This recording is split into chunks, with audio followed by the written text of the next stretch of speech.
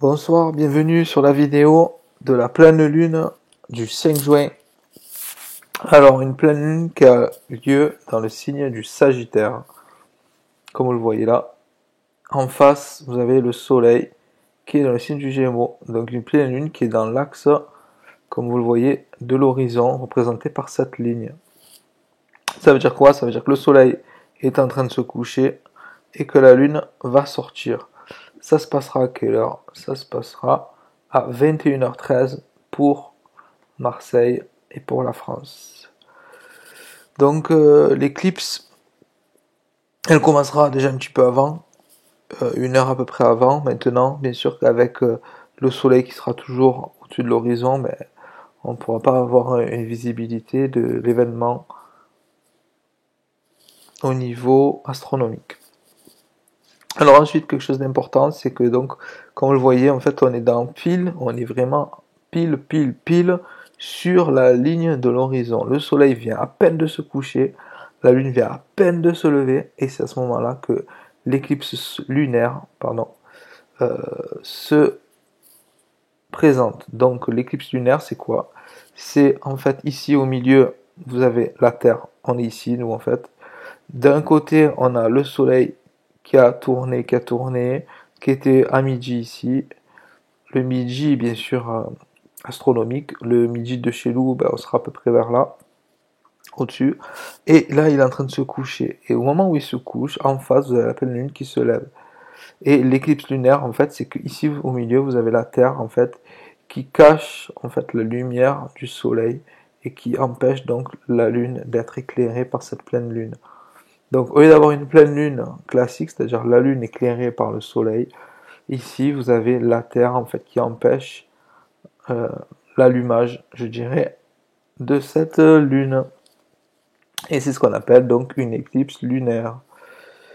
Alors, j'ai pas regardé au niveau astronomique si on pouvait voir quelque chose de particulier. En tout cas, c'est quand même quelque chose de très très important parce que comme vous le voyez, c'est vraiment assez rare que ça se passe vraiment pile sur l'horizon. Donc l'horizon, au niveau astrologique, ça représente quoi? Ça représente, d'un côté, ici on est vraiment au niveau de l'individu lui-même, donc dans le thème natal, c'est vraiment vous-même, et en face, c'est les autres, c'est vraiment ce qui est étranger à soi. Donc ici, en fait, ça vient mettre en valeur justement la relation entre soi et les autres. Donc il va nous faire travailler là-dessus pendant ces 15 jours de retour vers la nouvelle lune suivante. Donc, savoir comment je me positionne par rapport à autrui, ça va être vraiment la question qui va être centrale pendant ces 15 prochains jours. En parlant de questions, on est dans le signe des Gémeaux, signe d'air en rapport avec la communication, la pensée, le mental, et en face le Sagittaire qui représente la pensée, mais avec un objectif en particulier. En fait, représenté ici par, vous voyez, la flèche. Donc, les Gémeaux, on est sur la pensée qui est plutôt éparpillée, et le Sagittaire, on est sur de la pensée du mental beaucoup plus fixée sur un but en particulier. Donc, en fait, cette pleine lune va permettre donc de se fixer des objectifs clairs, en tout cas de fixer sa pensée sur quelque chose en particulier, non pas de s'éparpiller à droite, à gauche. Alors le signe du Sagittaire, en fait, qui reçoit cette lune, c'est aussi le signe qui a un rapport avec la vérité. La vérité, donc comme vous le savez sûrement, la vérité est subjective, chacun a sa propre vérité, il n'existe pas de vérité universelle.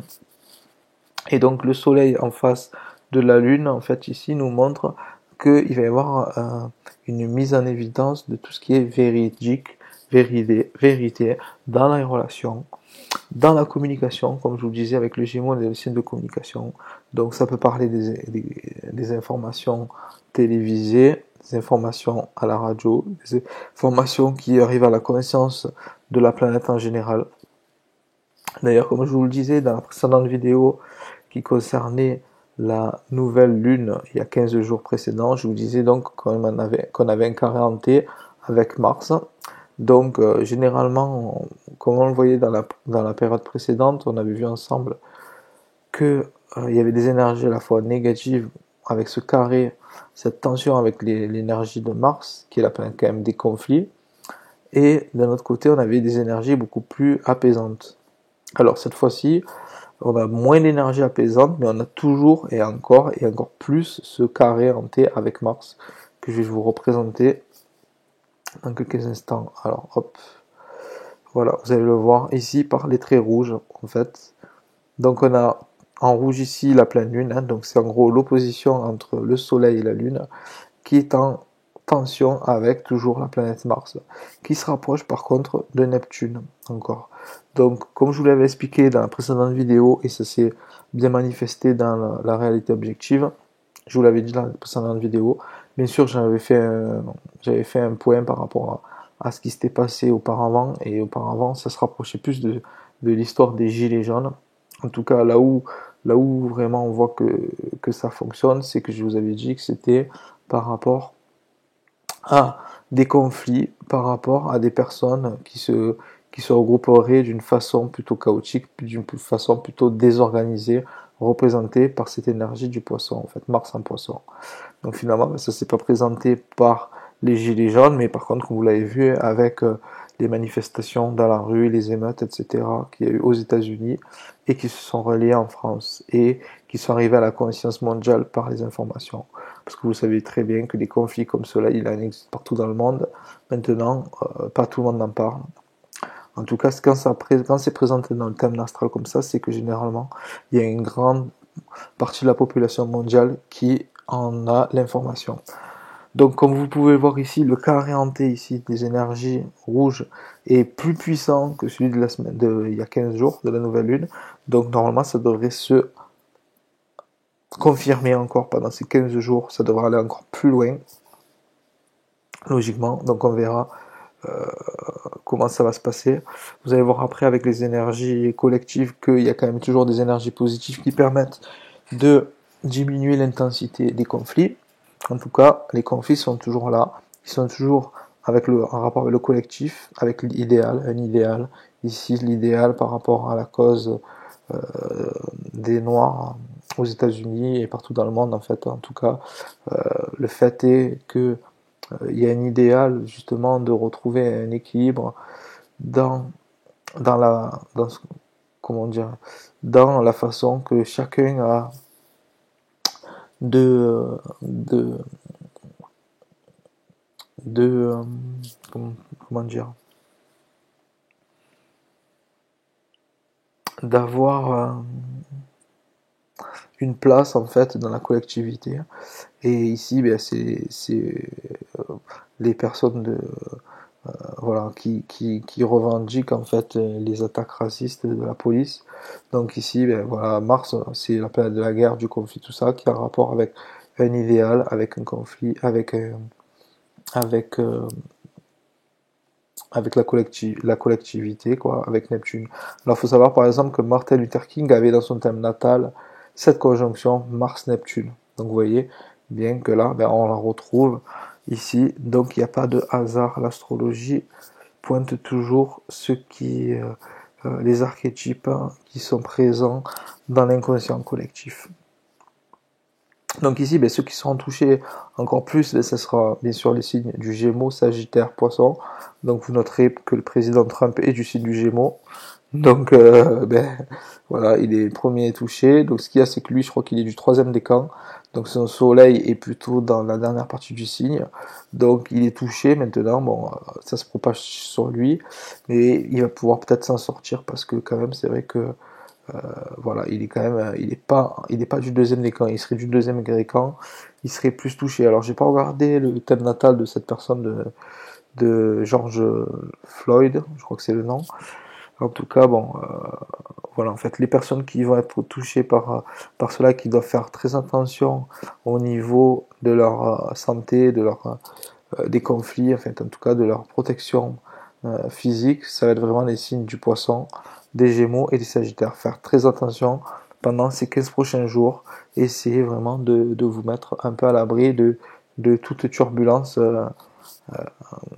physique, émotionnelle, hein, parce qu'ici avec la Lune on est dans l'émotionnel, affective, en plus avec Vénus, et voilà, tout ce qui est conflit, tout ce qui est agressivité, essayez de un peu vous en détourner, parce que là vous êtes vraiment, ces trois signes, dans cette énergie. Alors après, en moins puissant, vous avez aussi la Vierge, hein, qui est ici. Donc si vous avez votre soleil ou la lune en Vierge ou l'ascendant, vous pouvez être touché aussi par ces énergies. Bien sûr, ça sera moins fort, mais faites-y attention aussi. Alors c'est surtout pour les deuxièmes décans, hein, pour ces trois signes, et quatrième avec la Vierge. Enfin voilà. Donc c'est que là, voilà, on est sur une vague un petit peu de conflit. On a toujours cette amas de planètes en rétrogradation, Neptune, pardon, n'importe quoi, Pluton, Saturne et Jupiter, qui sont là toujours dans le Capricorne. Donc ce qui est intéressant, c'est de voir que le Capricorne, c'est justement en rapport avec le genou, en fait, au niveau du symbolisme. Le Capricorne est en rapport avec le genou, donc c'est intéressant de voir le fait que aux États-Unis, ben justement, il y a ce symbole du genou à terre qui émerge. Donc voilà, vraiment comme quoi les archétypes présents dans l'inconscient collectif ressortent pendant des périodes où justement les énergies sont très très concentrées, comme c'est le cas en ce moment. Voilà, donc ensuite au niveau affectif, on peut dire que ça peut être un peu aussi limite, hein, parce que voilà, ici entre Vénus, la Lune et Mars, c'est pareil. Au niveau affectif, il peut y avoir des tensions. Donc si vous êtes en couple et que dans votre relationnel c'est un peu tendu, ben, c'est le moment un petit peu de prendre garde à pas envenimer la situation. Donc toujours pour ces trois signes, en deuxième décan surtout. Éventuellement la Vierge aussi. Voilà, voilà. Ensuite, en énergie positive, qu'est-ce qu'on peut voir? On peut voir. Donc j'avais vu. Bon, après c'était surtout. Donc on a ici la conjonction de Mars-Neptune qui peut être négative, comme on l'a vu, avec des violences, des débordements. Donc comme je vous le disais dans la précédente vidéo, c'était des conflits qui n'avaient pas vraiment d'organisation. Donc c'est un conflit désorganisé.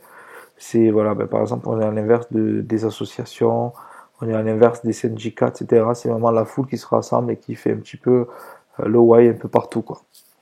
En positif, par contre, ben, c'est de pouvoir atteindre un idéal par le combat, par l'engagement, par le comment dire, voilà, par des convictions en fait, hein, pour atteindre un idéal représenté par Neptune, et les convictions c'est Mars.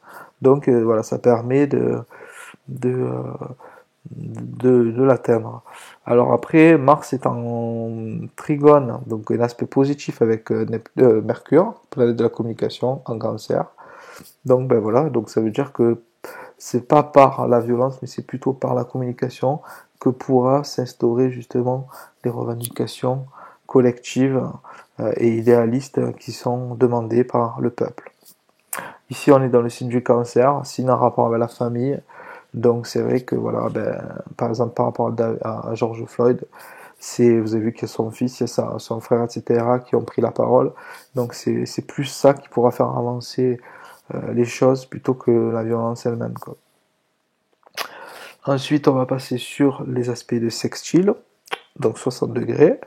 Donc on a toujours l'amas ici entre Jupiter, Saturne et Pluton en Capricorne, qui est un aspect positif avec Neptune, hein. Toutes les planètes du collectif sont en aspect positif, hein. Donc en gros, c'est toujours pareil, là ça représente le fait que c'est en étant ensemble qu'on peut faire bouger le système représenté par le Capricorne, et le côté ensemble, c'est à la fois les planètes collectives ici, et à la fois le signe du Poisson qui représente la collectivité, qui représente vraiment le côté ensemble, le côté, comment dire, la face, la face, comment dire, le fait que nous sommes en fait tous interconnectés, en fait, voilà.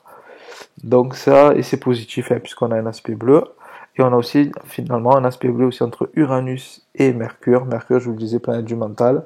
Uranus, c'est la planète du changement, planète aussi de l'individualisme. Donc, donc voilà, donc en gros, Voilà, il y a des choses qui peuvent pas mal bouger, hein. On a vu qu'il y a des énergies négatives ici qui créent des conflits, mais bon, c'est par le conflit qu'on peut avancer aussi, en utilisant en positif le mental, la pensée et la communication grâce à la famille et grâce à un côté doux. En fait, le cancer, on est plus sur quelque chose de doux, de sensible. Euh, et après ici, Uranus dans le signe du taureau. Donc Uranus, il est en train de, c'est la planète du changement. Il chamboule un petit peu le taureau. Donc le taureau, c'est le matérialisme.